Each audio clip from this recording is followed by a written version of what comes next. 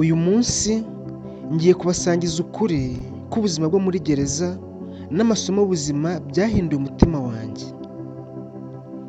Bavandimwe, hari abantu benshi batekereza ko gereza ari inkuta gusa n'amarembo afunze. Ariko nyuma yo kumara iminsi 12 mu igororero, nabonye ibintu ntazigera nibagirwa. Umunsi nageze ku irembo rya gereza, numvise umutima wanjye uremereye cyane. Irembo rinini ryarafunguwe ndinjira, maze numva amarangamutima yanjye agurumana. Nibajije ibibazo byinshi mu mutwe wanjye.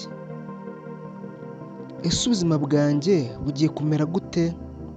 Ese abantu banjye bazankumbura cyangwa bazanyibagirwa? Ese nzongera kubona ubwisanzure nk'ubwo nari mfite? Muri ako kanya natangiye kumva neza ko ubuzima bushobora guhinduka mu kanya gato cyane. Nabonye abantu barira nijoro bibuka imiryango yabo. Hari abicuza amakosa bakoze, hari n'abarengana batakoze ibyaha.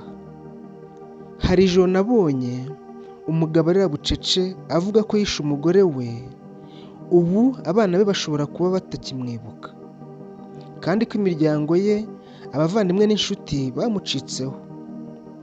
Intimba afite n'ibitekerezo bidashira byamuteye ihungabana. Amarira nabonye nijoro, abantu bicaye n'abaryamye ku isima bacitse intege. Hari abagerageza gukora ibyiza, hari n'abakora ibibi bitewe na kamere yabo cyangwa ubuzima barimo. Abandi nabo baricuza.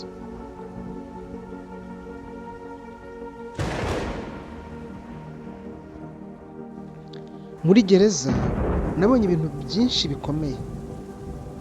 Hari abantu bafite agahinda kenshi, bahora bicira urubanza mu mutima. Hari abatekereza ku bana n'ababyeyi basize, bakicuza amakosa yabo bakoze. Hari abari barabaye babi ku bandi, ariko ubu bishwe n'ubwoba n'ishyari, baricuza mu mutima. Iyo byageraga nijoro, abantu bamwe baracecekaga cyane, ukumva nka buri muntu ari kuganira n'umutima we. Hari igihe twishima ngo twibagize bimwe. Hari igihe turyama ariko ntibe nk'uko wari kuba uryamye uri mu rugo iwawe. Ibintu byose ukoze ni ku mabwiriza. Iyo unyuranye nayo urabihanirwa. Ntukore ibyo wifuza byose, ndetse ubuzwa bimwe kugira ngo wumve ko uri kwiga. Hari ijoro rimwe ntazigera nibagirwa. Hari umugabo wari utuje cyane, ntiyakundaga kuvuga. Yicaye wenyine acecetse. Umwe muri twe yaraje aramubaza ati, uratekereza iki cyane gutya? Uwo mugabo yaracecetse gato, aravuga ati, ndibuka umuryango wanjye. Igihe naje hano nabasize mu ikode, ntacyo kurya bafite, kandi umugore atwite, imfura yanjye irwaye cyane. None ubu imfura yanjye yaje gupfa, nyuma mu kazi bambwiye ko bansimbuje undi. Umugore wanjye ari kuzerera yabuze aho aba. Ayo magambo yatumye abantu bose bacika intege. Nibwo namenye ko muri gereza hari abantu bafite ibikomere mu mitima yabo bitagaragara ku maso.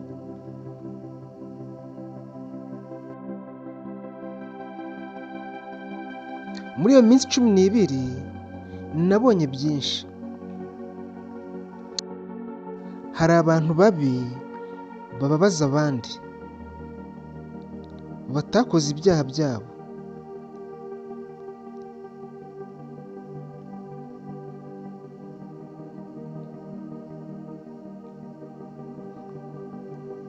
Hari abandi beza bagaragaza impuhwe n'ubutabera nubwo n'abari mu buzima bukomeye. Hari abicuza cyane n'abinangira imitima yabo ku byaha bakoze. Hari n'abantu barengana bitewe n'akagambane n'icyizere bagiriye abandi. Ubu barababaye. Kugira abandi nabi nta nyungu bifite. Inzika n'urwango bituma ubuzima burushaho kuba bubi. Umuntu ashobora gukora amakosa, ariko agahinduka igihe cyose. Ubuzima bugira inzira nyinshi zitungurana, kandi kwicuza no guhinduka bigira agaciro.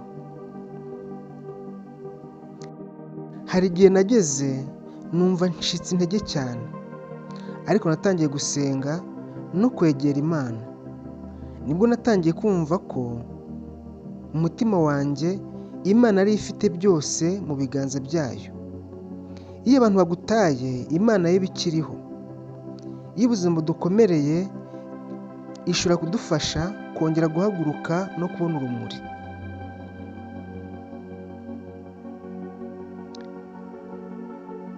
Umunsi nasohokaga muri gereza sinawibagiwe.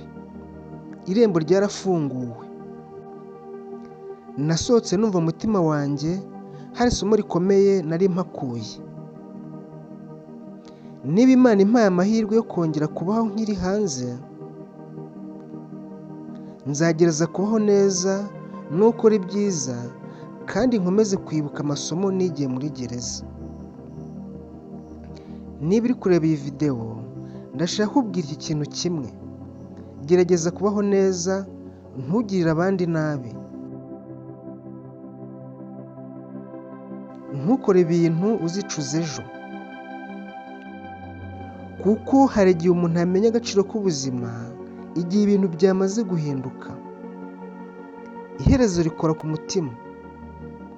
Niba uri hanze ufite abantu bawukunda, ufite ubwisanzure bwo kugenda aho ushaka, ibyo ni impano ikomeye cyane. Mwibuke ko Imana ariyo ifite byose mu biganza byayo. Iyo umuntu ashaka guhinduka, hari igihe Imana imufungurira inzira nshya.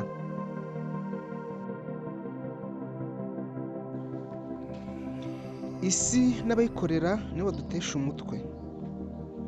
Ntawifuza ibyiza by'undi. Ishyari, urwango, ubugome n'ubugambanyi biganje mu bantu. Uhanganye n'ibinyoma by'abantu babi, ariko humura, hari Imana ibaruta.